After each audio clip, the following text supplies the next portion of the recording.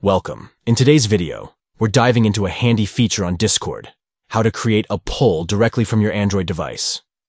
Polls are a great way to gather opinions or make decisions quickly, so let's get started.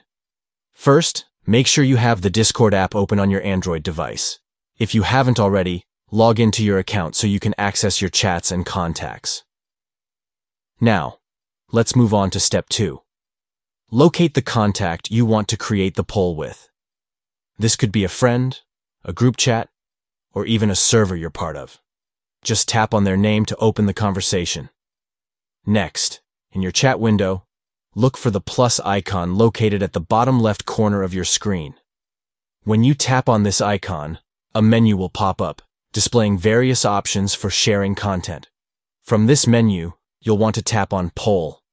This feature makes it really easy to ask a question and gather responses from the people in your chat.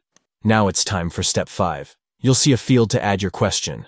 Type in what you want to ask, then below that, you can add the options for people to choose from. Make sure to include all the choices you want participants to consider. Finally, once you've added your question and options, don't forget to tap Post at the top right of your screen.